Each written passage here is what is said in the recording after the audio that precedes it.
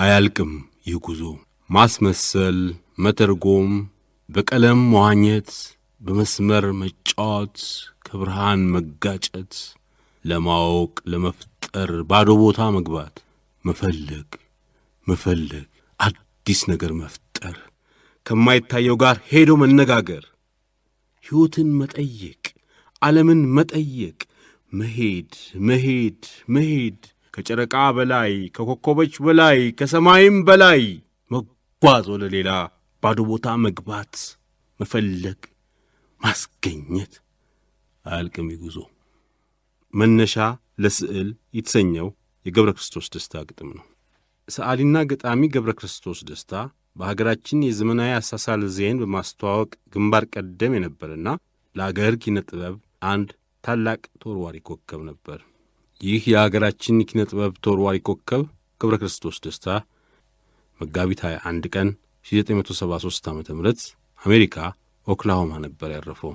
ለዝግጅታችን ዋቢ የሆኑ መዛግብት የሰዓሊ ገብረ ክርስቶስ ደስታ ታሪክና አንዳንድ ግጥሞቹ በሚል አቶ ብርሃነ መስቀል ደጀኔ በ1982 ለዲግሪ ማሟያ የሰሩት የጥናት ወረቀት ዘ ፔይንተር ፖኤት በሚል ርዕስ የአዲስ አበባው የጀርመን ኤምባሲና የኢትዮጵያ ጥናትና ምርምር ተቋም አይኤስ በጋራ ያሰናዱት መጽሐፍ ቀደም ባሉት ጊዜ የወጡ ጋዜጦችና መጽሔቶች ሲሆኑ ለባለመብቶቹ ሁሉ በኒያላ ኢንሹራንስ ኩባንያ በእናንተ በአድማጮቻችንና በእኛ በፕሮግራሙ አዘጋጆች ስም ከፍ ያለ ከበሬታ ያዘለ ምስጋና እናቀርባለን። ሰዓሊና ገጣሚ ገብረ ክርስቶስ ደስታ ደማቅ ሰብዕና የነበረው የምር ሰዓሊና ገጣሚ ነበረ። ዘመን በጨመረ ቁጥር እንደ መልካም ወይን መወደዳቸውና መደነቃቸው እየጨመረ የመጣው የስዕል ሥራዎቹና ግጥሞቹ ዛሬም ጮክ ብለው እንደ ደመቁ ይገኛሉ። እኔ እወድሻለሁ ብዙ ሺህ ዘመናት እልፍ አእላፍ ሚሊዮን መሰለኝ ፍቅሬ አንቺን ስወድሽ ቀኑ ረዘመብኝ። እኔ እወድሻለሁ የሰማይ መሬቱን የባህር ስፋቱን እንደ ዓለም ዳርቻ የርቀቱን ያህል እንደ ጽጌረዳ እንደ አደይ አበባ እንደ ሎሚ ሽታ እንደ ከርቤ ብርጉድ እንደ ጣን ጭስ እንጨት እወድሻለሁ አበባ እንዳየንብ እንደ ቢራ ቢሮ ጫካ እንደሚያስፈው ፍቅርሽን በፍቅርሽ ልቅመሰው። ማር ወለላይ ነሽ ከረሜላ ስኳር አማርኛ አይበቃ ወይ ጉድ ባለም ቋንቋ ሁሉ ቢወራ ቢነገር እኔ እወድሻለሁ እንደ ማታ ጀንበር እንደ ጨረቃ ጌጥ እንደ ተወርዋሪ ኮከብ ማጥፍሽ ስወድሽ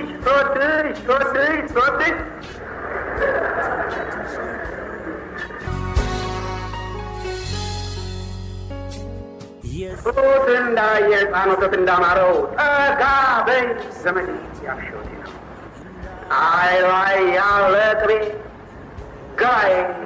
ገላሽን ሲነካ የሚያልቀው አፈር መሬት ትቢያ ውሃ እንደሚበላው ፍቅሬ አንቺን ስወድሽ ብዙ ሺህ ዘመናት እልፍ አእላፍ እወድሻለሁ አይኖችሽን ባይኔ ተራክሜ እያየሁ ስወድሽ እወድሻለሁ። ገብረ ክርስቶስ ደስታ በሐረርጌ ክፍለ ሀገር ከአባቱ ካለቃ ደስታ ነገውና ከእናቱ ከወይዘሮ አጸደ ማርያም ወንድማገኝ ጥቅምት 5 ቀን 1924 ዓ.ም አመሻሽ ላይ ተወለደ። እናቱ ወይዘሮ አጸደ ማርያም ከአራስ ቤት ጀምሮ ባደረባቸው ሕመም ለሕፃኑ ገብሬ ጡት ሳያጠግቡት መንፈቅ እንኳ ሳይሞላው በሞት ቢለዩትም የእህቶቹና የወንድሞቹ እንክብካቤ ሳይጎልበት የአባቱ ፍቅርና ጉያ ሳይርቀው አደገ። የገብረ ክርስቶስ ሕፃንነት በእናት ጦት ብቻ አልነበረም የተፈተነው። ከተወለደ 4 ዓመት ሳይሞላው የሚወዳት ሀገሩ ኢትዮጵያ በፋሽስት ኢጣሊያ መወረር ጀምራ በኋላም ሙሉ በሙሉ በወራሪው እጅ ስር ዋለች። ገብረ ክርስቶስ ፊደል የቆጠረው በዚህ አስቸጋሪ ወቅት ነበር። በኋላም ጣሊያኖች ከፍተውት የነበረው ትምህርት ቤት ገብቶ ነበር። የአንደኛ ደረጃ ትምህርቱን በደንብ የጀመረው ግን ነጻነት ከተመለሰ በኋላ በራስ መኮንን አንደኛ ደረጃ ትምህርት ቤት በ1934 ዓ.ም ነበር። የገብረ ክርስቶስ ደስታ የልጅነት ጊዜ እንዴት ነበር? በቅርብ የሚያውቁት ዘመዶቹና ባልንጀሮቹ የዲግሪ ማሟያ ጥናታቸውን በእሱ ላይ ላደረጉት ለአቶ ብርሃነ መስቀል ደጀኔ ቃለ መጠይቅ ሰጥተው ነበር። ገብረ ክርስቶስ ያኔ በክፍል ደረጃ ይበልጠኝ ነበር። ታዲያ ኳስ በጣም ይወድ ነበር። በጣም የሚሮጥ ቀልጣፋ፣ ሳይደክም የሚጫወት ነበር። ቴኒስም እንጫወት ነበር። አቋሙ ስፖርተኛ ነበር። ሌላው ትዝ የሚለኝ ያኔ በባዶ እግር ነበር፣ የምንለብሰውም ቁምጣ ነበር። ታዲያ የማስታውሰው ጠዋት ወይ በረፍት ሰዓት ቁጭ ብለን ፀሐይ ስንሞቅ ቁጭ ብሎ ጉልበቱ ላይ ይስላቸው የነበሩ ስዕሎች ናቸው። እንደነቅ ነበር። ያለምንም ጥርጥር የስነ ክን ሰው ነው። በስነ ክን ስሜት የተነደፈ ልጅ ነበር። ደራሲ ሰይፉ መታፈሪያ ፍሬው።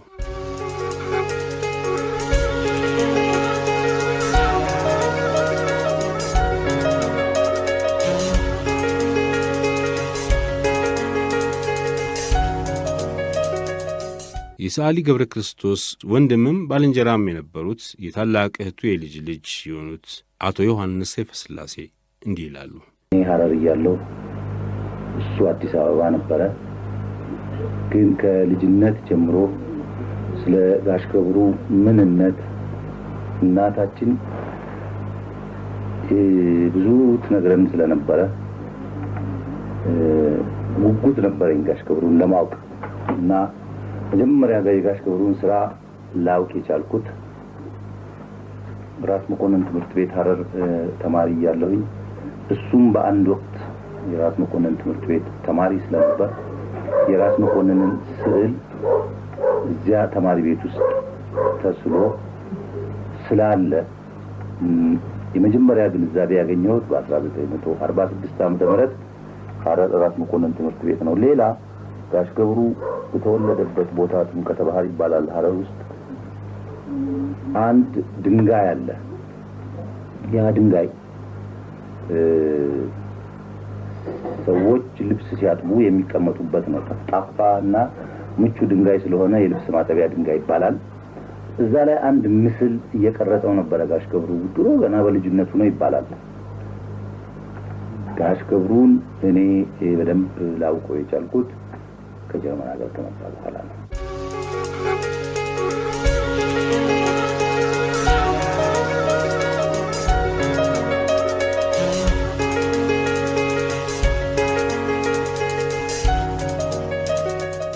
ገብረ ክርስቶስና እኔ ሐረር ራስ መኮንን አንደኛ ደረጃ ትምህርት ቤት አንድ ክፍለኞች ነበርን የሚሉት አቶ ደበበ ሀብተ ዮሐንስ ደግሞ ፔይንተር ፖኤት በሚለው መጽሐፍ ላይ እንዲህ ብለው ነበር። በሳምንቱ መጨረሻ ቀናት ሕፃናቱ ከከተማ ውጭ እንሄድ ነበር። ያን ጊዜ ታዲያ ገብረ ክርስቶስን ያየነውን ነገር ሁሉ አሸዋ ላይ እንዲስልልን እንጠይቀው ነበር።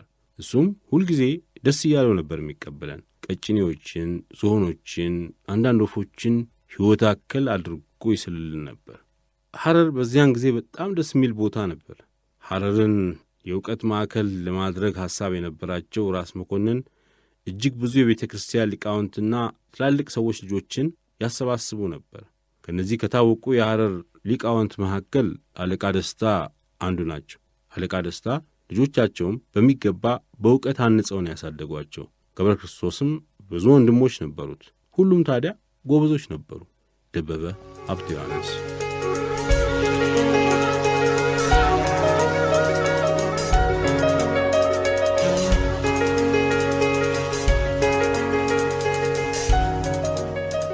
የገብረ ክርስቶስ አባት አለቃ ደስታ በልጅነታቸው ግብረ ዲቁና ተቀብለው ሰሞን ገብተው እያገለገሉ ቁም ጸሐፊና ደጓሽ አባታቸውን ደብተራ ነገውን በልጅነት ፍቅርና ጉልበት ማገዝ ጀመሩ ይልና የአቶ ብርሃነ መስቀል ጥናት ሲቀጥል ለድጓ የሚሆን ብራና ማዘጋጀት፣ ቀለም መቀመም፣ መጽሐፍ መደጎስና ማፈፍ፣ ሐረግ መጣል የጀመሩት እዚሁ አባታቸውን በሚረዱበት ወቅት ነበር። ቁም ጽሕፈትና መጽሐፍ ድጎሳ፣ የሐረግ አጣጣልን ዕውቀት ገና በልጅነት አባታቸው ዘንድ በእጃቸው አስገቡ። በኋላም በየደብሩ እየተዘዋወሩ ተምረው ተካኑበት።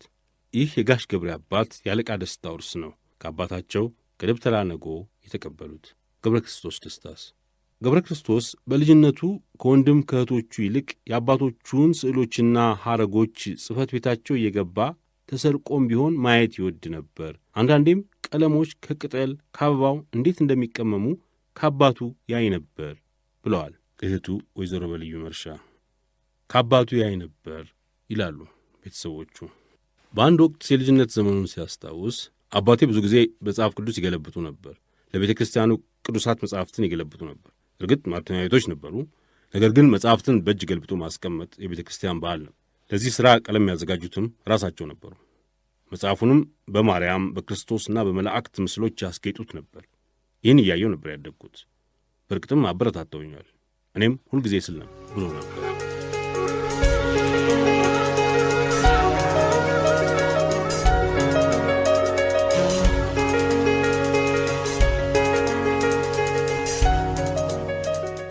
ከአባቱ ጋራ በጣም የቀረበ እናቱ እሱም በወለዱት ትንሽ ሆኖ ነው። በ3 ወርና በ4 ወር ግድመት ነው እንግዲህ የሞቱት። ዓመት አልሞላው። ያሳደጉት እሳቸው ራሳቸው ናቸው። በሞቱ በጣም ከልጆቹ ሁሉ እንከባከቡታል። ምንም ጊዜ አይለያቸው። ጽሕፈቱም ልክ እንደሳቸው ነው የሚባለው። እሳቸው አይለዩም። ይስላል፣ እንደሳቸው ማዕረግ ይጥላል። በኋላ ነው ይሄንን አዲስ አይነት ስዕል እንጂ ድሮ የሳቸው ነበር የሚሰራ። ቤተሰቡን ወዳድ ነው። እንደዚህ አይደለም፣ በጣም ነው ቤተሰቡን የሚወደው። ገብረ ክርስቶስ በልጅነቱ ጀምሮ ሀገሩንም ይወዳል በጣም አርጎ። ኢትዮጵያን ይስላል። በየጊዜው ትንሽ ሆኖ ወረቀት ሲያገኝ ኢትዮጵያን ይስላል። እቺ ኢትዮጵያን ትመስላለች ይላል። ወይዘሮ ጽጌ ሮማን እናትና አባቴ ድኸው ያደጉበት አያት ከቅድማት የተረካከቡት አፈር የፈጩበት ጥርስ የነቀሉበት ሀገሬ አርማ ነው የነጻነት ዋንጫ በቀይ ተጌጠ በአረንጓዴ ቢጫ በቀይ ተጌጠ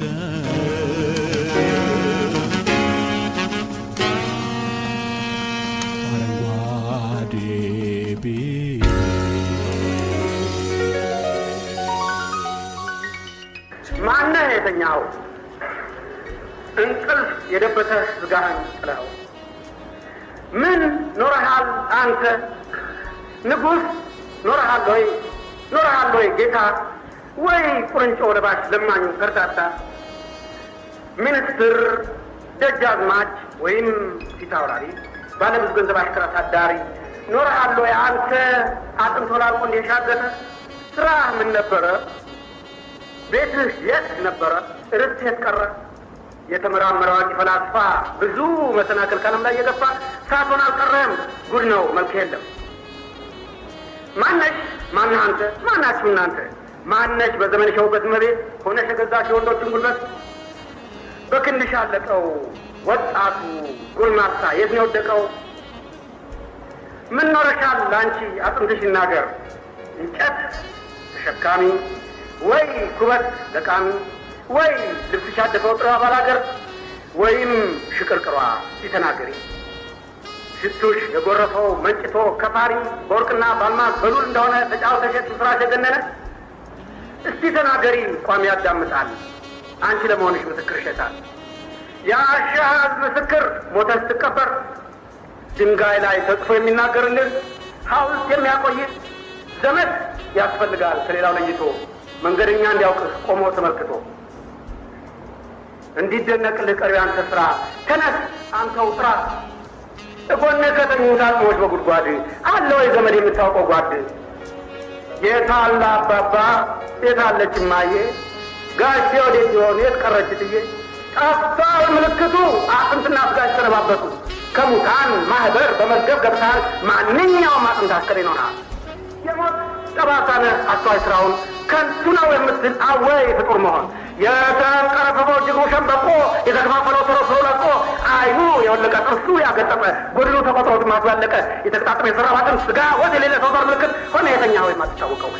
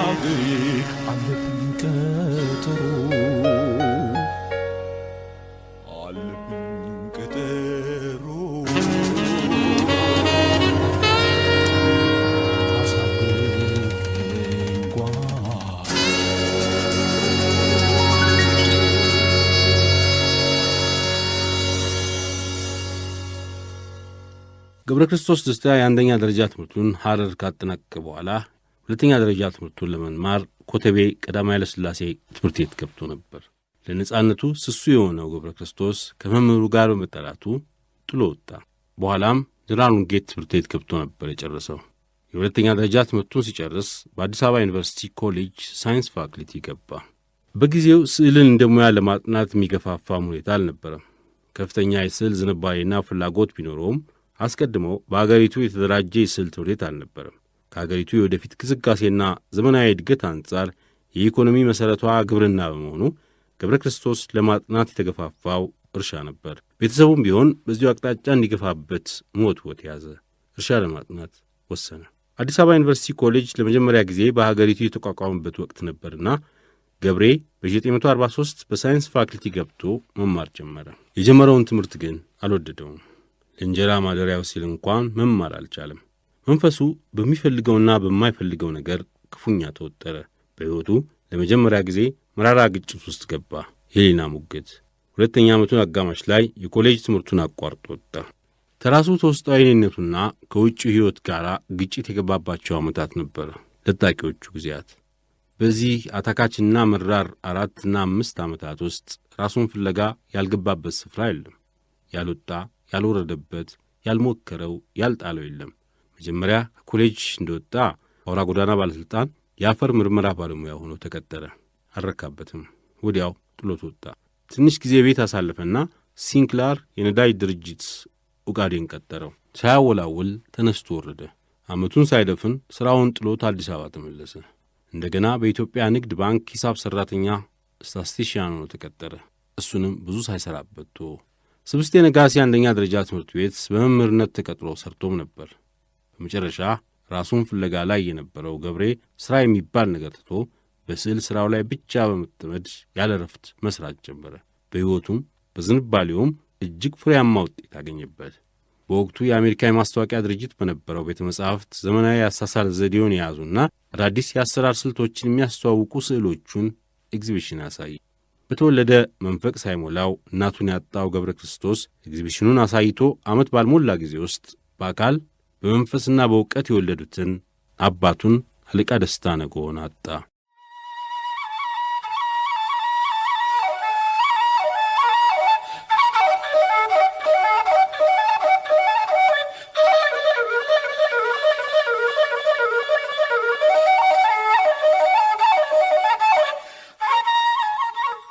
ረፍት አድርጋው፣ እንቅልፍህን ተኛ። የዘላለም እንቅልፍ እንዳይቀሰቅሱ የዚህ ዓለም ፀሐይ የሚያጭበረብረው ዓይንህን አይንካው። የዚህን ዓለም ስቃይ፣ የዚህን ዓለም እንቅልፍ የሚያባንነውን እርሳው።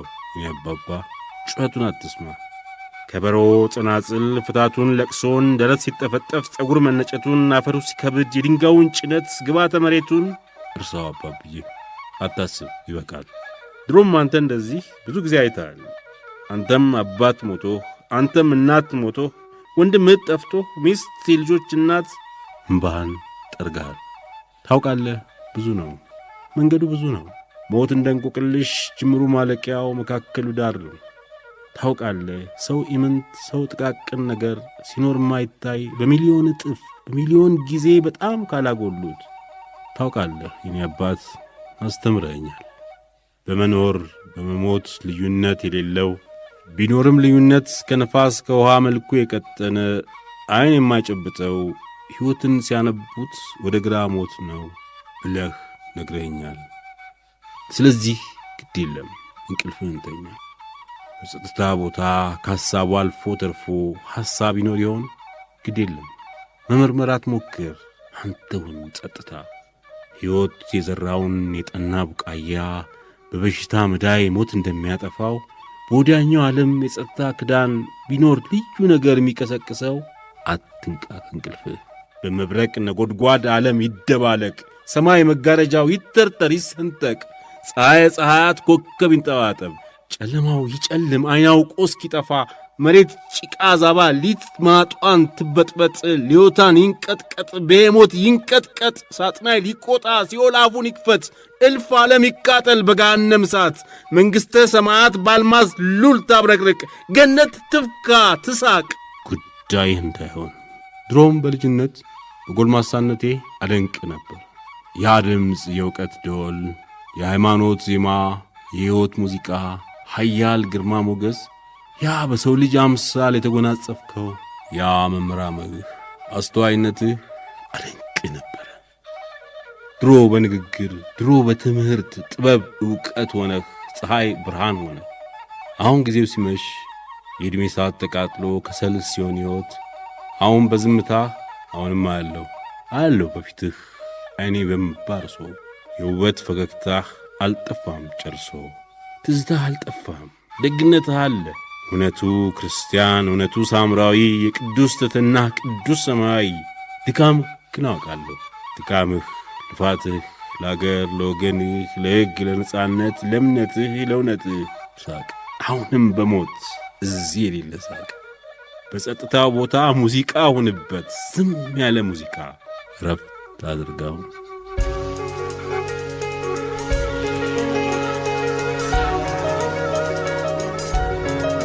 ሀገሬ ውበት ነው ለምለምና ነፋስ የሚጫወቱበት፣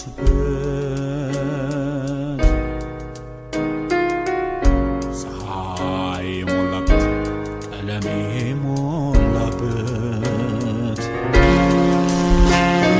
ሀገሬ ቆላ ነው ደጋ ወይና ደጋ፣ እዚያ ብርሃን አለ ሌሊቱ እስኪ ነጋ።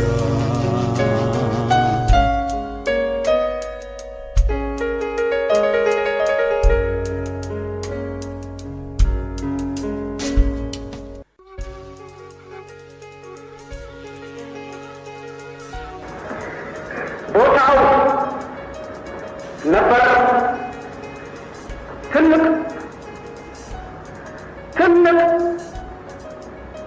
ትልቅ በረስ እንስሳት አራዊት የሚጫወቱበት ቦታው ነበር ፈረንጅ የሚሰማራበት ለማየት ትንግርቱን አዳዲሱን ነገር ትል ወጥ እባብ ሆኖ በአራት እግሩ ሄዶ ዝንጀሮ ላይ ሲደርስ ሰው የሆነበት ወጣቱ ስፍራውን ዞረ በዓይኑ ቃኘው፣ ወጥመዱን ጎበኘው፣ ዝንጀሮ ነበረ ቁጭ ብድግ እያለ ወደ እሱ እየሮጠ መጣና ዘለለ፣ ሳቀ፣ ተጫወተ። ከሌሎቹ መርጦ አተኩሮ ቢያየው እግዚአብሔር የለም ዝንጀሮ መሰለው።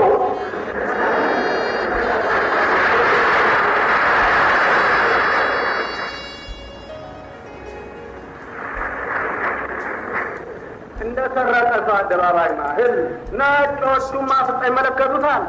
ፈንክች የአበሻው ልጅ ወይኑ ሊሰበር እሱም አተኩሮ ይመለከት ጀመር። አተኩረው ሲያዩት አሳማ አይመሳይ ነብርም ድመት ነው። እባብ ዘንዶ ቢሆን ፍጥረት ተመሳሳይ ምን ጊዜ ማጣው አያቸው። ነጮቹን ሁሉም አፈጠጡ። የፈሩ ይመስል በርገው ሊወጡ ልቡን ሳጣፈነው። አይኑም ገማልሶት ገረመው፣ ደነቀው። የህይወት ቁሻሻዎች ትክክል ሰው ሰውን ለመብለጥ ሲለፋ ሲራኩት አንዱ በአንዱ ሲስቅ ያኛው ያንን ሲንቅ መኖር አለመኖር ሼክስፒር እንዳለው መበለጥ ወይ መበለጥ ጥያቄው ይሄ ነው። መግዛት ወይ መገዛት ወይ ችሎታን ማመን ወይ መሄድ በሰማይ ወይም እንደ ስሎች መቆጠር መሬት ላይ ወይም እንደ ሙታን መተኛት ሳይፈሩ ተከናንቧፈሩ።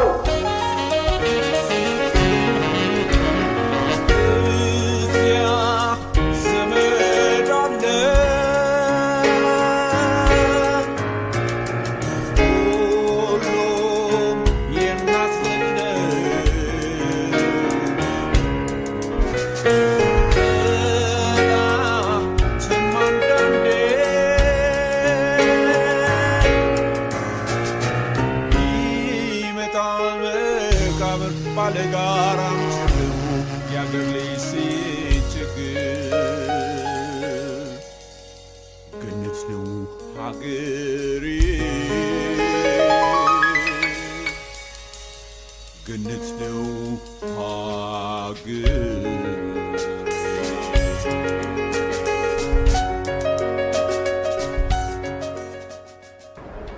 ገረመው፣ ደነቀው። ሰው አፈር ነበረ፣ ሰው ሸክላ ነበረ፣ ሰው የሚንቀሳቀስ መኪና ሆነና ሰው ሆነ ዝንጀሮ። መሆን አይነት ብዛት መሆን ምስጢር አለው ነበረው በአገሩ ሰው ነኝ የሚል እምነት። እሱም እንደ ሌላው ሲያስብ ያደገበት እናትና አባቴ ድኸው ያደጉበት አያት ከቅድማያት የተረካከቡት አፈር የፈጩበት ጥርስ የነቀሉበት ሀገሬ አርማ ነው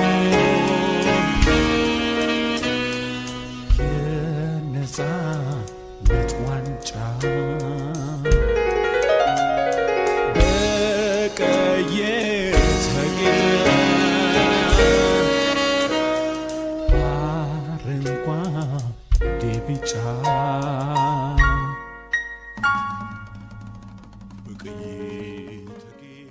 ነጮች አፈጠጡ። ግራም ሲቃ ያቃጥለው ጀመር። አይኑ እየቆረጠ የተሞጫሞጨው መቼ ብርዶ ሀገር የአፍሪካው ቃጠሎ አይኑ ነበር ሳት ብረት አሎሎ በአይኑ ገላመጠ፣ በአይኑ አስደነገጠ። አይናቸውን ሰብረው ሲያቀረቅሩ በወጣ ጅሊና ሲመራመሩ አይኑ አልተሰበረም፣ አይናቸው ተሰብሮ ፊታቸውን ዞረው ሰጡ ጀርባቸውን። ሁሉም እያፈሩ ሲለቁ ቦታውን አሮጊት ኮፍጣጣ እመቤት ሞንዳ ዳሌዋ የወጣ ገደልከች ጎረምሳ ገደለች ጎረምሳ። ሽማግሌው ሁሉ አማቱን አማቷን የታባታቸውን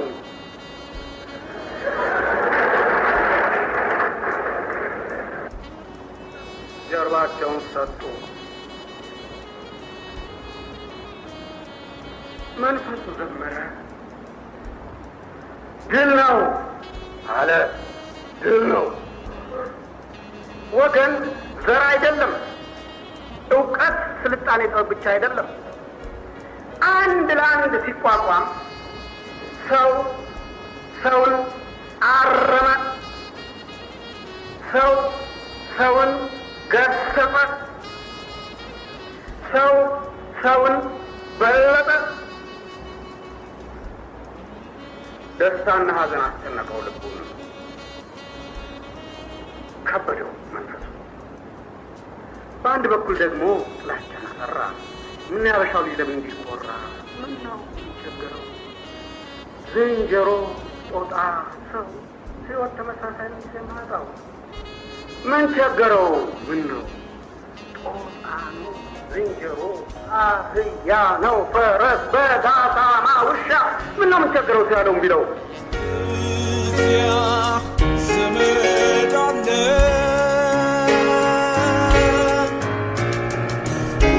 ሁሉም የናስለ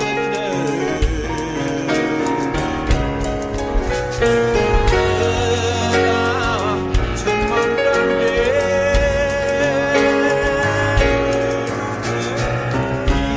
ይመጣል መቃብር ባለጋራ ያገር ልጅ ሲቸግር ከነሱ አገሬ ከነሱ ራት ባለጋራ ያገር ልጅ ሕይወት ትግል ብቻ ኑሮ ብቻ አይደለም። ግጭት ነው፣ ጦርነት፣ ሞት ነው የመረረ መብለጥ ወይ መበለት፣ መኖር አለመኖር። ጉሮሮ ሲጨበጥ ምራቁ እያጠረ ዓይኑ ባቀረ። ብስጭት አይደለም፣ እልኩ ነበረ። ነገሩን መዘነው። የእርጎ ዝንብ ያለ ቦታው ሄዶ የሚጋፋበት ባይት አለ ባይት ያልተወለደበት፣ ጥርስ ያልነቀለበት፣ እትብቱ ዘመዱ ያልተቀበረበት ባዕድ መሬት ባዕድ። ዓይኑ ውሃ ሆኖ ቦታው ጭጋግ ለብሶ በሀሳብ እየዋኘ ሄደ ተመልሶ። አገሩን አፈቀው። አሁን ይህን ጊዜ አደይ አበባ ነው። ደማቅ ሰማያዊ ወሩ መስከረም ነው። አጭር ነበር ጉዞ የሄደው በሀሳቡ። ወዲያው ተመለሰ። ዓይኑ እምባ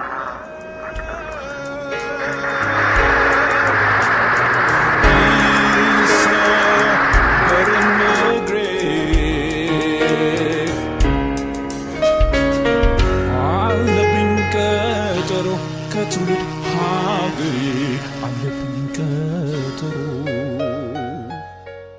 ሳሊና ገጣሚ ገብረ ክርስቶስ ደስታ ከአባቱ ሐዘን በኋላ ጥቂት ቆይቶ ለኋለኛው እርምጃው ቀና በሆነው ፖይንት ፎር ይባል በነበረው የአሜሪካን የትምህርትና የባህል ድርጅት በሕፃናት የመማሪያ መጻሕፍትና እትሞች ዝግጅት ክፍል በሳሊነት ተቀጠረ። እዚያም ለ2 ዓመታት ሠራ። በ1949 ኒው ዴልሂ በተደረገው ዓለም አቀፍ የስዕል ትርኢት ለመካፈል ወደ ህንድ ሄደ። ለመጀመሪያ ጊዜም በባህር ማዶ የሥነ ጥበብ አደባባይ ዘልቆ ፈነጠቀ። ከህንድ ከተመለሰ በኋላ የሚያበሳጩት፣ ተስፋ የሚያስቆርጡት አንዳንድ ሁኔታዎች ገጠሙት። በኋላ እየሰፋ የመጣው ለምጽ በቆዳው ላይ ምልክቶች ማሳየት ጀምሮ ነበር። በአገር ውስጥም በኋላም በውጭ አገር ለማዳን ተሞክሮ አልተሳካም። ገና የ20 ዓመት ወጣት ለነበረ ሰው ይህ ሁኔታ እጅግ ቅስም ሰባሪ ሊሆን እንደሚችል መገመት ይቻላል። በመጨረሻ ግን ወደ ውጭ አገር ሄዶ ለመማር የነበረው ፍላጎቱና ልፋቱም ምኞቱም ተሳክቶለት የኮሎኝ የጥበብ አካዳሚ የነጻ ትምህርት ዕድል ሰጠው። በ1950 ምዕራብ ጀርመን ገባ። ከዚያ በኋላማ ምን ቁጡ! በጀርመን የቴክኖሎጂ እድገት ዘመናዊ ጥበብ የደረሰበትን የመንፈስ ርቀትና ውስብስብነት ይቦጠቡጠው ጀመር። በ1953 በቤቶቨን አዳራሽ ከሌሎች የጀርመን ሰዓሊዎች ጋር ኤግዚቢሽን ከማሳየቱም ሌላ በ1954 ኮሎኝ ከተማ በሚገኝ በጋለሪ ኩፐርስ አዳራሽ ኢትዮጵያዊ አምባሳደር በተገኙበት ከፍተኛ አድናቆት ያተረፈለትን ኤግዚቢሽን በግሉ አሳየ። ይህ የስዕል ትርኢት በጀርመን ዘመናዊ አሳሳል ቴክኒክ የተካነና ለእንዲህ አይነቱም የስዕል ኤግዚቢሽን የመጀመሪያው ኢትዮጵያዊም አፍሪካዊም ሰዓሊ ገብረ ክርስቶስ ደስታ ብቻ ሆነ። ከዚያ በኋላማ በቃ በየቦታው የተጋበዘ በቡድንም በግልም ትርኢት ማሳየት ብቻ ሆነ። በመጨረሻም አውሮፓን እንደ ጠቢብም እንደ ቱሪስትም ዞረ። የጥንቷን የፍልስፍናና የጥበብ አምባ ግሪክን፣ ቤልጅግን፣ ፈረንሳይን፣ ስፔንና ጣሊያንን ጎብኝቶ ብዙ የጥበብ ሥራዎችን አከናውኖ በደስታ ሲቃ እየተርገበገበ ዞሮ ዞሮ ከቤት እንዲሉ ወደ ኢትዮጵያ አገሩ ተመለሰ።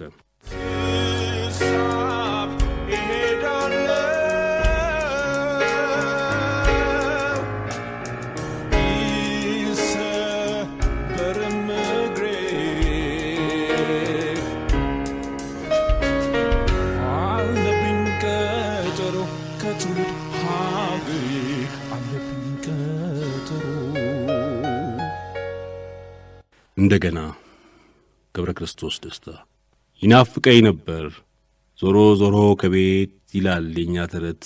አቧራው ፀሐዩ ይናፍቀኝ ነበር፣ አፈሩ ጠጠሩ ይናፍቀኝ ነበር፣ የመንደር ጭስ ማታ ይናፍቀኝ ነበር፣ የሳር ቤት ጥቀርሻው መደቡ ምሰሶ ማገሩ ግድግዳው አጥሩና ጢሻው የፈራረሰ ካብ ቀጭን ጠባብ መንገድ በመንደር ሚሮጥ ቅጠል የሸፈነው ሳር ያለባበሰው እነዚህ ይናፍቁኝ ነበር። የተቆላ ቡና፣ የሚወቀጥ ቡና፣ የጎረቤት ቡና፣ አቦል ሁለተኛ፣ የተረጨ ቆሎ፣ የሚያርቅ መጋኛ፣ የሚጨሰው ጣን፣ እንጀራ በመሶብ ወጥ የፈሰሰበት ያገልግል እንጀራ የሚቧጥጥ ፍትፍት፣ የክክ ወጥ፣ የሽሮ፣ የሥጋ፣ የዶሮ ይናፍቀኝ ነበር። ቅራሪ፣ ጉሽ ጠላ ይናፍቀኝ ነበር። ፊልተር፣ ዞማ ኮላ፣ የአገራችን ድግስ፣ ከበሮ፣ ጭፈራው፣ ዝላው፣ እስክስታው፣ ስካሩ፣ ካታው ትርክምክሙ ነበር። ክፊያው፣ ትንቅንቁ፣ ኳኳታው፣ እርግጫው፣ ዘፈን ድብልቅልቁ፣ አሽ ወይና ወይና፣ እስቲ እንደ ጎጃሞች አዝዮ ቤሌማ፣ ኦሆሆ አሃ፣ የቄስ ትምህርት ቤት የሕፃናቱ ድምፅ፣ ሃሁ ሂ ሃ ዜማ ነበር የናፈቀኝ። የጽጌ ጭፈራ ነበር የናፈቀኝ። ከበሮ፣ ጸናጽል፣ ሆሳና፣ ጥምቀት፣ ፋሲካ፣ ገና፣ ሁዳዴና ስግደት፣ ቡሄ፣ ሆያ ሆዬ፣ የእስላሞች አረፋ፣ የሐረር ሸጎዬ፣ የቁልቢው ገብርኤል፣ ልደታ፣ ፍልሰታ፣ እንቁጣጣሽ ነበር መስከረም ሲጠባ። አውቆ የበቀለ ወፍ ዘራሽ አበባ፣ ለምለም አረንጓዴ፣ ያልተጠበቀ መስክ ከብት የሚግጥበት፣ የደመና ግላጭ የሚጫወጥበት፣ ሌላም ብዙ ነበር። ሌላም ደግሞ ሌላ የአገሬ ሰው ነበር እኔን ይናፍቀኝ። ጠይም ቆዳ ነበር እኔን ይናፍቀኝ። ቀይ ዳማ ነበረ፣ ጥቁር ቆዳ ነበር፣ ቁርንጫጭ፣ ከርዳዳ፣ ሶማ ጠጉር ነበር። የአገራችን ቋንቋ፣ የአገሬ ሙዚቃ፣ የአገራችን ዜማ፣ ጥበብ እጀ ጠባብ የአገራችን ሸማ ነበረ ናፍቆቴ። ለሁሉም ለሁሉ ለሸዋ፣ ለወሎ፣ ለትግሬ በጌምድር፣ ለጎጃም፣ ወለጋ፣ ሩሲ፣ ሊባቡር፣ ኤርትራ፣ ጎንኮፋ፣ ለሲዳሞ ከፋ፣ ለሁሉም ለሁሉ ነበረ ናፍቆቴ። አለብኝ ትዝታ። ዘመዶቼ ሳሙኝ፣ ጓደኞቼም ጋብዙኝ፣ ሊስትሮ ጨብጠኝ፣ ባለጋሪ ንዳ መንገዱን አሳየኝ፣ የአገሬ ልጅ ቆንጆ ቤት ለእንግዳ በኝ። አለብኝ ትዝታ። አዲስ አበባ ላይ ነበረ ናፍቆቴ። መናገሻ ነበር፣ እንጦጦ ነበረ፣ ኤረር ጋራ ነበር፣ ሱቋላ ነበረ፣ ጃን ሜዳ ነበረ፣ ኮተቤ ነበረ፣ ገፈርሳ ነበረ፣ ጉለሌ ነበረ፣ አዲሱ ከተማ፣ መርካቶ፣ ዲጂኖ፣ ችምችም ያለው መንደር፣ የከተማውን ብርት፣ ደጃችሁ ቤት ሰፈር፣ የቸርችል ጎዳና፣ የባቡሩ ጣቢያ፣ ቢሾፍቱ ነበረ፣ ናዝሬት፣ ሞጆ፣ አዋሽ፣ ድሬዳዋ ነበር፣ አለማያ ነበር፣ ሐረርጌ ነበረ የተወለድኩበት፣ እናትና አባቴን ጥዬ ሄድኩበት፣ የሚካኤል ጓሮ ሐረርጌ ነበረ። ዞሮ ዞሮ ከቤት አገሬ ነበረ እኔ ናፈቀኝ። ኢትዮጵያ ነበረች።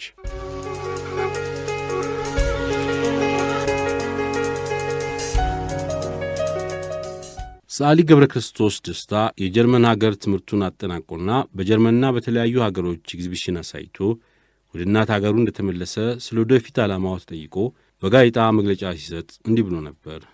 አስተማሪ ለመሆን ነው የምመኘው። ሰዓሊዎች ስዕል መስራት ብቻ አይበቃቸውም። የስዕልን ውበትና ምስጢር ደግሞ ማስተማር ይገባቸዋል። ለተማሪዎች ስለ ጠቅላላ የስዕል አይነትና በተለይም ስለ ዘመናዊ ስዕል የሚገልጽ ጠቃሚ መጽሐፍ ለማዘጋጀት ሐሳብ አለኝ። ከዚያም በትምህርትና ስነ ጥበብ ሚኒስቴር ስር ይገኝ በነበረው የስነ ጥበብ ትምህርት ቤት በሚፈልገው የመምህርነት ሙያ ተቀጠረ።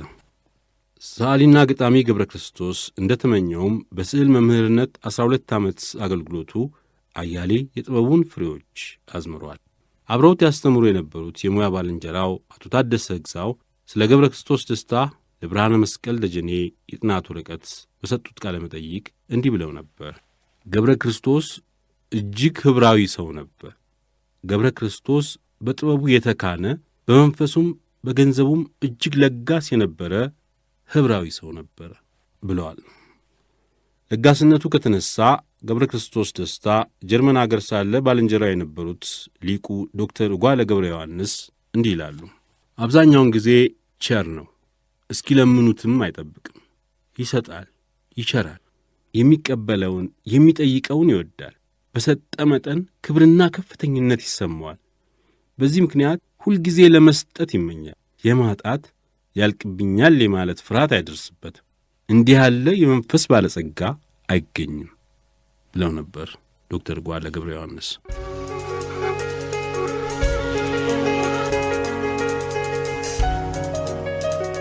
አንድ አነስተኛ የፍቅር ግጥም አነብላችሁ እፈልጋለሁ። የፍቅር ቃጠሎ ነው። ጉንጭሽ ጽጌረዳ ሞቆት የፈነዳ፣ ዓይንሽ የጠዋት ጨረር የበራ ማለዳ፣ የማትጠገቢ የስንዴ ራስ ዛላ አገዳ ጥንቅሽ ጠባቴ አንጀት ባኝ ትመልሽ። ቆንጆ ነሽ አንቺዬ እሳት ነበልባል ነሽ ነዳጅ ባከላቴ፣ ሆነሻል ሙቀቴ ሆነሻል ሕይወቴ። የጋለው ትንፋሽሽ የሞቀው ብላትሽ ማርኮኝ በከንፈርሽ እጄን ሰጥቻለሁ እስረኛ ሆኛለሁ። ያንቀጠቅጠኛል ወባው ከአፍ ገብቶ ልቤን አስፈራርቶ ትኩሳት አምጥቶ ፍቅርሽ አቃጥለኝ በመልክሽ ስተግዝ እቀፊኝ ልቀዝቅዝ ንከሺኝ ልደንዝዝ።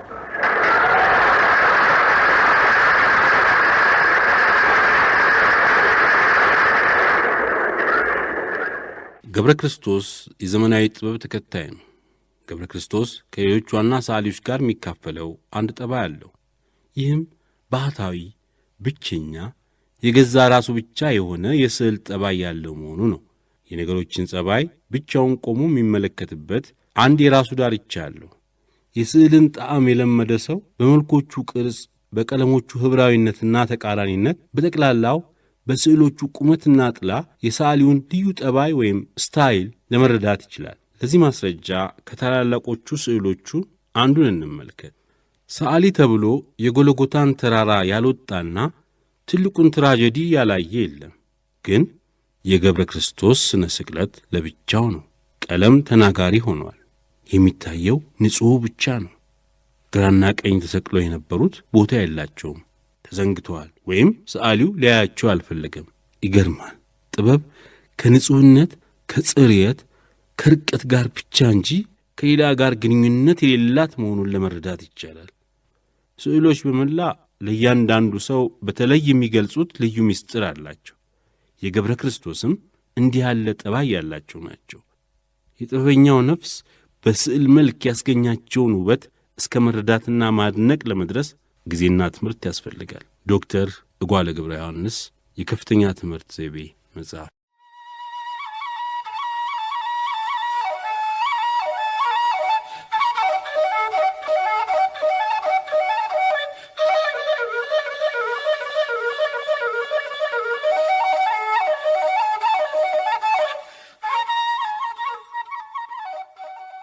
ደመ ሞቃት ፍልቅልቅና ሳቂታ የነበረው ባለቅኔ ገብረ ክርስቶስ ደስታ የጻፋቸው ግጥሞች እንደ ታዋቂና ተወዳጅ ስዕሎቹ እጅጉን ስሙን ዘላለማዊ የሚያደርጉ ናቸው። የሥነ ጥበብ ታሪክ ምሁሩ ስዩም ወልዴ ፍቅርሽን በፍቅሬ በፍቅርሽ ልቅመሰው ይላል። ለእነዚህ አንጻሮች ለምሳሌ 1/10 ከ26ቱ መስመሮች ባነብላችሁ ደስ ይለኛል። ፍቅርሽን መንፈሴ በፍቅርሽ ይዳብሰው፣ ፍቅርሽን በሐሳብ በፍቅሬ ልቅመሰው፣ ፍቅርሽን እንደ ማር ባፌ ላጣጥመው፣ ፍቅርሽና ፍቅሬን አላሳይም ለሰው፣ ፍቅርሽን ልቅመሰው መክራዬን ልርሳው፣ ፍቅርሽ ለእኔ ሕይወት ለእኔ ሰፊ ዓለም ነው፣ ፍቅርሽ የማይሻር ዘላለማዊ ነው፣ ፍቅርሽ የእኔ ብቻ የማይጠገብ ነው፣ ፍቅርሽ መጠጊያዬ፣ ፍቅርሽ ዓለሜ ነው፣ ፍቅርሽ ነው መሸሻ፣ ፍቅርሽ ዋሻዬ ነው። ከ26 መስመሮች 10 እነዚህ ናቸው። ከነዚህ ሁሉ ፍቅርሽን በፍቅርሽ ልቅመሰው የሚለውን መርጫለሁ። እርግጥ ነው አንድ መስመር 20 ጊዜ ወይም 30 ጊዜ ሲጻፍ ምናልባት የጽሁፉን ችግር ያሳየውን ይሆናል የማለት ስሜት ይኖራል። ግን ከብዙ መካከል ጥቂት በመምረጥ በእውነቱ የግጥሙን ሁኔታ ለማሳመር የተሞከረ ነው። አርእስቱ 6 የተለዋውጧል። የመጀመሪያ ርዕሱ 6 የተለዋውጧል። የመጀመሪያው መጠሪያው የፍቅር ሰቀቀን ነበር። እንደገና እውነተኛ ፍቅር፣ እንደገና ያገረሸ ሳያቋርጥ ፍቅር ፍቅር ፍቅር፣ ማር ወለላይ ነሽ፣ ውድ እወድሻለሁ፣ እኔ እወድሻለሁ። ከነዚህ ሁሉ አንዱን መርጫለሁ። በእውነቱ ትንሽ ብገባ ምናልባት ጊዜ ወሰደ ባክል ደስ ይለኛል።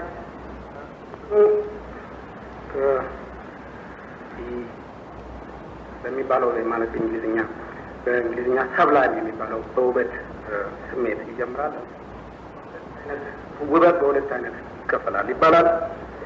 አንደኛው ሰብላይም ወይም ረቂቅ ወይም ምስጢራዊ የሆነ ነው። ሁለተኛው ደግሞ ውብ ብለን የምናየው ነው። ለምሳሌ ውብ ብለን ሳንፈራ እንደዚሁ አጠገባችን የምናገኛቸው ነገሮች፣ የምንዳብሳቸው፣ የምንመለከታቸው እንደ አበባ አይነት ያሉት ሁሉ ውብ ናቸው። ግን ለምሳሌ እንደ ትልቅ ጫካ፣ እንደ ትልቅ ዳመና፣ እንደሚያስገመግም ሰማይ፣ እንደ መብረቅ ምስጢሩን ሳናውቀው ግን ውበት ሆኖ ልናየው የሚችል ነገር አለ እና ግጥሙ ብዙ ሺህ ዘመናት እልፍ አእላፍ ሌሊት ብሎ ይጀምራል።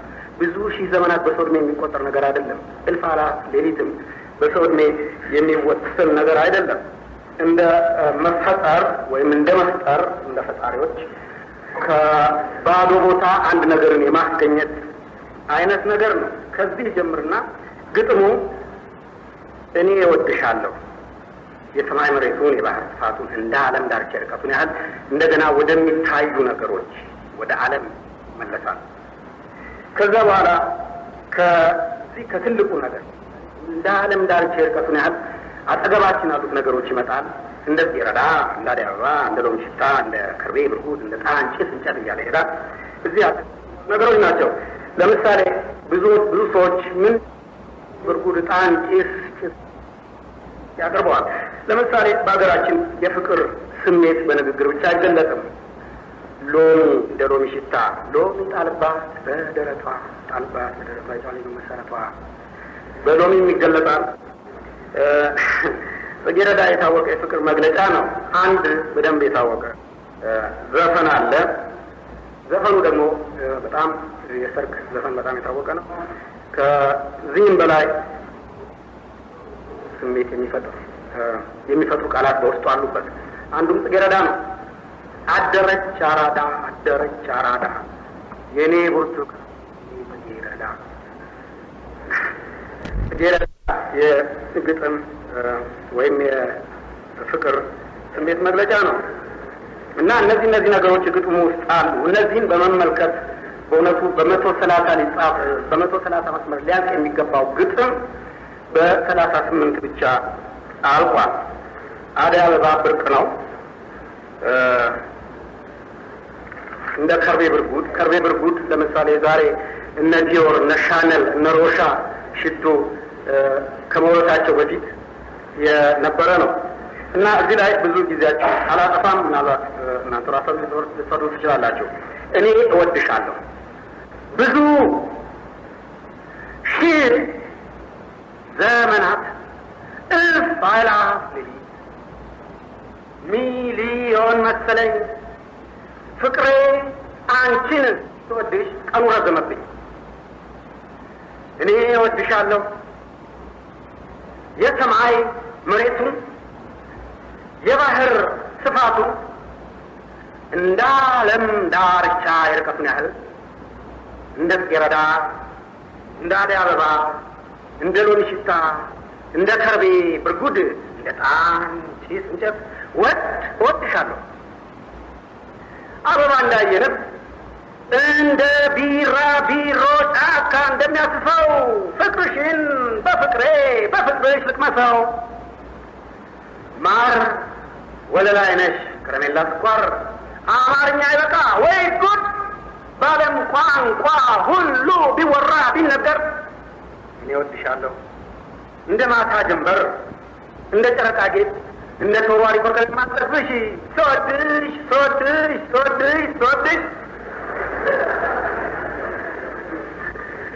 ጡት እንዳየ ሕፃን ወተት እንዳማረው ጠጋ በይ ዘመን ያፍሸውቴ ነው። አይዋይ ያለ ቅቤ ገላሽን ሲነካ የሚያውቀው አፈር መሬት ትቢያ ውሃ እንደሚበላው ፍቅሬ አንቺን ስወድሽ ብዙ ሺህ ዘመናት አይላፍ ሌሊት እወድሻለሁ አይኖችሽን ባይኔ ተራክሜ እያየሁ ስወድሽ እወድሻለሁ።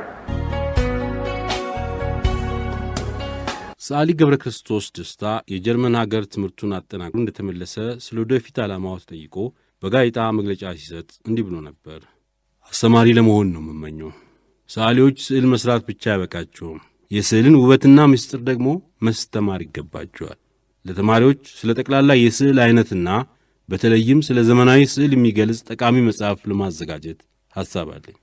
ከዚያም በትምህርትና ስነ ጥበብ ሚኒስቴር ስር ይገኝ በነበረው የስነ ጥበብ ትምህርት ቤት በሚፈልገው የመምህርነት ሙያ ተቀጠለ። ገብረ ክርስቶስ ደስታ የሚወደው የመምህርነት ሙያው ላይ ተመድቦ በመምህርነት ለ12 ዓመታት ያህል ሰርቷል። በዚህ ጊዜ በምክትል ርዕሰ መምህርነትም ያገለግል ነበር። በመምህርነቱም በ1960 ዓ ም በትምህርትና ስነ ጥበብ ሚኒስቴር የዓመቱ ምርጥ መምህር ተብሎ ሽልማትና ምስጋና ተቀብሏል። እንዲሁም በለጣቂው ዓመት የአዲስ አበባ ትምህርት ቤቶች ጽሕፈት ቤትም ምርጥ የዓመቱ መምህር በሚል ተመሳሳይ ሽልማትና ምስጋና ሰጥቶታል። ገብረ ክርስቶስ ደስታ ራሱን በማስተማር ሙያ ላይ አሰማርቶ ለስዕሎቹና ለግጥሞቹም ጊዜ ሰጥቶ ያለ ረፍትና ድካም በመሥራት ከጀርመን አገር በተመለሰ በዓመቱ በ1955 ዓ ም በሚያስተምርበት የአዲስ አበባ ስነ ጥበብ ትምህርት ቤት የ72 ስዕሎቹን ኤግዚቢሽን ከፈተ። ይህ ግንቦት 2 ቀን በንጉሠ ነገሥቱ ተመርቆ የተከፈተው ዘመናዊ የስዕል ትርኢት የወቅቱን የዕለት፣ የሳምንት፣ የወር፣ የአማርኛና የእንግሊዝኛ ጋዜጦችና መጽሔቶች የግለሰቦችና የአያሲያን ልዩ ልዩ የአድናቆት አስተያየቶችን አተረፈ። በዘመናዊ ስልት ለቀረቡት ስዕሎቹ ለአገሪቱ ባዕድ ነው፣ የኢትዮጵያ ሕዝብ ዘመናዊ አርት አይገባውም፣ ጊዜውን የተከተለ አይደለም የሚሉ የወቀሳ አስተያየቶችም ጎርፎ ነበር። እሱም በእርጋታና በአስተውሎት ምላሽ ሊሰጥ ሞክሯል። የዛሬ 10 ዓመት ለመጀመሪያ ጊዜ ባሳየሁት የአብስትራክት አርት ስዕሎቼ ብዙ ደጋፊዎች አግኝቼ እንደነበር አስታውሳለሁ። ስዕሎቼ በአዲስ አቅድ የተዘጋጁ ቢሆኑም ለሀገራቸው ጥበብ እንግዳ ጥበቦች አይደሉም። የኢትዮጵያ ሕዝብ ይህን በመሰለው የፈጠራ አሰራር ያሳያቸው ልዩ ልዩ መልክ ይዘው በጣና ባህር ባሉት አብያተ ክርስቲያኖችና በደብረ ዳሞ እንዲሁም በላሊበላ ሕንፃዎች በቅርጽ ላይ ተሰርተው ይገኛሉ። ገብረ ክርስቶስ ደስታ ግንቦት 5 1955 ከወጣው የኢትዮጵያ ድምፅ ጋዜጣ። ከዚህ በኋላ ግን በአገር ውስጥ ብቻ ሳይሆን ገብረ ክርስቶስ በውጭ አገሮች በምዕራብ ጀርመን፣ በህንድ፣ በቼኮስሎቫኪያ፣ በዩጎዝላቪያ፣ በግሪክ፣ በስፔን፣ በኢጣሊያ፣ በሶቪየት ኅብረት፣ በሴኔጋል፣ በጋና፣ በቤልጅየም፣ በካናዳ፣ በአሜሪካ፣ በብራዚል፣ በኬንያ፣ በናይጄሪያ፣ በኮሪያ ተዘዋውሮ የስዕል ትርኢቶቹን አሳይቷል። በተለያዩ የውጭ አገር መጽሔቶችና ጋዜጦችም እጹብ ድንቅ ተሰኝተዋል።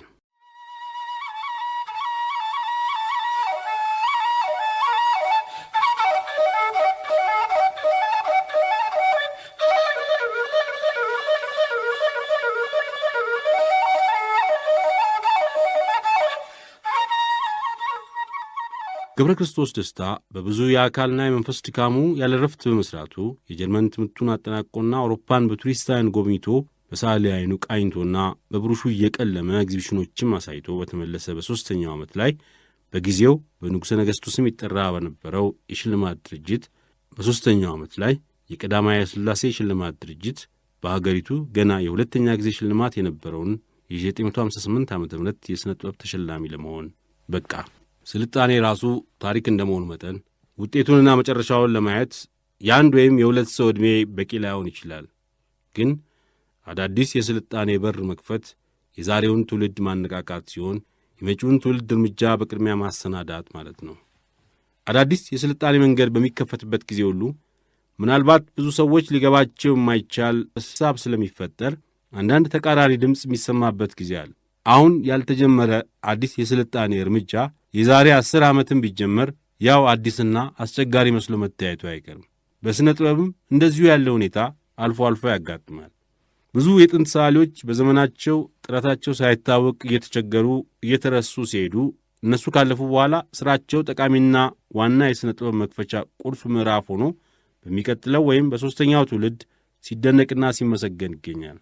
ሰዓሊው በአካባቢው የሚገኘውን ሁኔታ በአካባቢው ያለውን ነገር የሚገልጽ ቢሆንም ከሚገኝበት ዘመን አልፎ ተርፎ ተሻግሮ ብዙ ሰው ያልደረሰበትን ሐሳብ በቅድሚያ የሚያመለክት ነቢይ መሆኑን የአንዳንድ ታላላቅ ሰዓሊዎች ታሪክ ደጋግሞ መስክሯል። የጥንት ስዕሎች የዛሬዎቹም ቢሆኑ የሰውን ውበት፣ የሰውን ሥልጣኔ እርምጃ፣ በጠቅላላው የሰውን ፍጥረትና እድገት የሚያመለክቱ ናቸው። በዚህ ዓለም ላይ እስካለ ድረስ የሁሉ ነገር መለኪያ ሰው ራሱ ቢሆንም ዘመናዊ ሰው ራሱን የአንዳንድ ጥበብ መክፈቻ ቁልፍ አድርጎ ይገምታል እንጂ ዕውቀት ነኝ፣ ጥበብ ነኝ፣ ፍጹም ነኝ ብሎ አይመካም። ዘመናዊ ስዕልም ይህንኑ ዓላማ የተከተለ ነው። ገብረ ክርስቶስ ደስታ።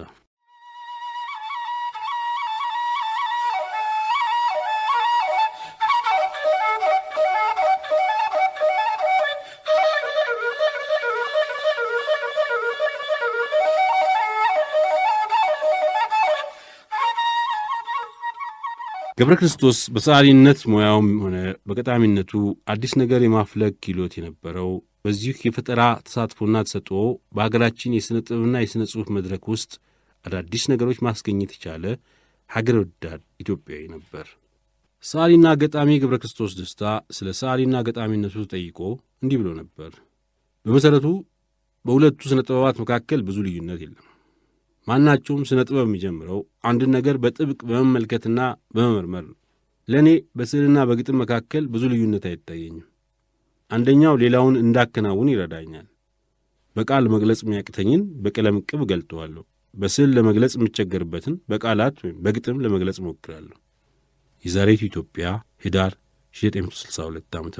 ከበሮ አለው ኃያል ግርማ አለው አለው አለው አለው ኃያል ግርማ ይቀሰቅሰኛል ጩኸቱን ስሰማ በሰውነቴ ላይ ይፈጥራል መሸበር ያፈዘብዘኛል አለው መስተፋቅር መች የተተኮሰ እሳተ ገሞራ ገንፍሎ የጨሰ መብረቅ የተናደ መብረቅ የወረደ ገደል የተናደ ማዕበል ጉድጓድ መስሎኝ እቀራለሁ፣ እደነግጣለሁ።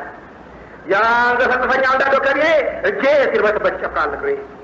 የሰርግ አዳማቂ ነው አቶ ወሸባ ሙሽራ ሲያባባ በጩኸት ጓጓታ ድልቅ ብሎ ሰው የሚያተራምስ ጋር አስከትሎ ሐዘን መቃብር ነው ጸሎትና ፍታት የሚመታው ደረት ያቃሾቹ ስሜት ይጠራል ከጉድጓድ ሄዶ የጠፋውን በአፈርና ድንጋይ ሲጎሽም ሳጥኖ የቤተ ክርስቲያን የሃይማኖት ፍቅር የሼኮች ዲቤ ነው የአምልኮት መደብር ያመጣል ሁካታ የጥምቀት ጭፋሮ ከበሮ ያመጣል ጎትቶ ልጃገረዶቹን ሆብዬ እንቁጣጣሽ ለሚጨፍሩትን ያመጣል ከጫካ ገዳዮችን ይዞ ጦር እየሰበቀ ጎራዴውን መጥቶ ድምፅ ነው የሹመት ወይም የጦርነት የአረመኔ ጥሪ ተነሳ ታጠቅ ጠላት መጥቶብሃል ቀስናርቅ የፈረስ ኮቴ ሽምጡ ሰንሰማ አዋራጅ ያስነሳ ድምፅን የሚያሰዋ ናዳው ሲንከባለበት ደረጃ መሬት የሚያናጋ ሰልፍ ነው እርምጃ ጊዜን የሚለካ ሰዓት እየለየ ሲጠፋ ሲተካ የሙዚቃ ሁሉ ማሰሪያው ሸምቀቆ ባይጮ እንኳን አለ ከስር ተደብቆ የሚያስተጋባሪያው ዜማው ተሰብስቦ ሁላሁም ረከንሮል ዘመን ማንበው ዛኑ ወዴ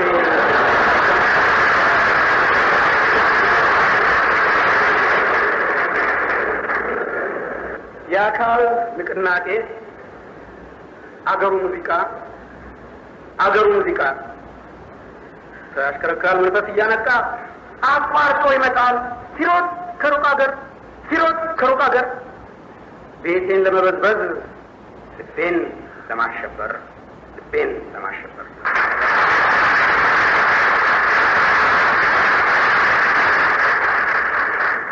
ገብረ ክርስቶስ ደስታ ከ1967 እስከ 1968 በእድገት በህብረት የእውቀትና የሥራ ዘመቻ ላይ በሥነ ጥበባት መምሪያው በአስተባባሪነት ሰርቷል። ከ1967 እስከ 1970 ገብረ ክርስቶስ በአዲስ አበባ የቲያትርና ባህል አዳራሽ ነበር የሚሠራው። ለሰዓሊና ገጣሚ ገብረ ክርስቶስ ደስታ በዚያን ጊዜ የነበረው የኢትዮጵያ የፖለቲካ ሁኔታ ምቹ አልሆነለትም። ስለዚህ የሚወዳትን ሀገሩን ሳይወድ በግድ ጥሎ ለመሰደድ ይወስናል። በ1971 መስከረም 16 ቀን የግል የስዕል ትርኢቱን በማሳየት ሰበብ ኬንያ ናይሮቢ ሄዶ እዚያ በነበረበት ጊዜ የተማረበት የጀርመን ሀገር መንግሥት ባደረገለት ጥሪ ወደ ጀርመን ተጓዘ። በመጨረሻም አሜሪካን ሀገር ዘልቆ በስደት እየኖረ ሳለ በ1973 ዓ ም መጋቢት 21 ቀን በአሜሪካ ኦክላሆማ ግዛት ውስጥ በተወለደ በ49 ዓመቱ ድንገት ታሞ አረፈ።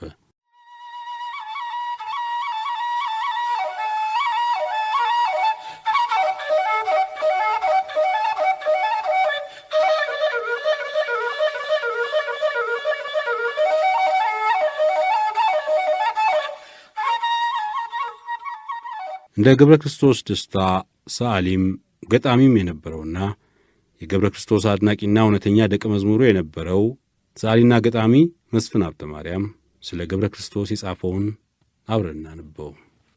ሰዓሊ ገብረ ክርስቶስ ለዓይነ ስውርም ስዕል አለው። በሰዓሊነት ነፍሱ የተቃኙ ውብ የሆኑ ግጥሞች። የግጥሞቹ ቃላት ከብዕሩ ይልቅ ብሩሹን እንድናስታውስ ያደርጉናል። የውስጡን የስሜት ትኩሳት በሁለት ነጥብ በነጠላ ሰረዝ በአራት ነጥብ አልገታውም። ሳለስ እስኪመጣ ሳብስ እስኪከተል ብዙም አይጠብቅም። ይህ የገብሬ የቃላት ቀለሞች በኢትዮጵያ ገጣሚያን ደረጃ ላይ አዲስ ለውጥን ያመጣ ጤናማ የቋንቋ እድገት ያለው የተወነጨፈ ስሜትን የማይገታ ትልቅ አቅጣጫ ነው። በአጠቃላይ የጥበብና የዕድሜ ዕዳ የሌለበት ንጹሕ ሰው ወዳድ ኢትዮጵያዊ መዓዛው እስከ መቼም የማይጠፋ የዓለማችን አበባ ነው። ሰዓሊና ገጣሚ መስፍን ሀብተ ማርያም።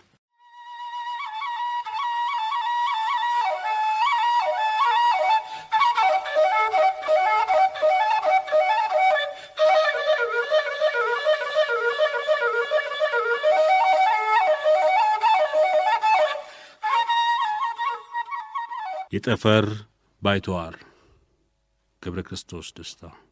የጠፈር ባይተዋር ግማሽ ቀልድ አላቅም።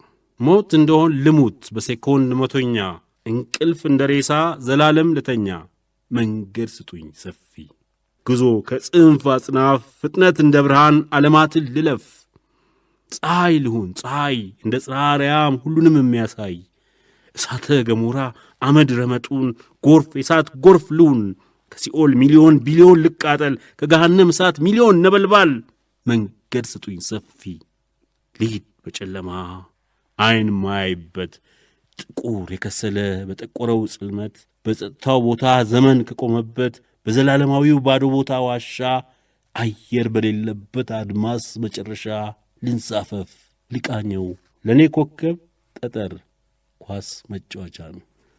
ሰው ነው የረቀቀ ከሜርኩሪ ቬነስ፣ ከጨረቃ ከማርስ፣ ከፕሉቶ ኔፕቱን ኡራኑስ የላቀ፣ ከጁፒተር ሳተርን ፀሐይ የደመቀ፣ በአካባቢው ሁሉ እያሸበረቀ፣ ሰው አደጋወቀ መሬት እንቁላሉን ሰበረ መጠቀ፣ ሰው ዓለምን አየ በጨለማው ቦታ ዶቃ አንጸባራቂ፣ ውብ ሰማያዊ ኳስ ሮዝ አብረቅራቂ፣ በተጣራው አየር በነጣው ደመና፣ በአረንጓዴ ጣቢ ውሃ ተሸፍና፣ ውብ ሉል ኮከብ ዓለም የጠፈር ላይ ጤዛ፣ የሰው ልጆች እናት የሰው ልጆች ቤዛ።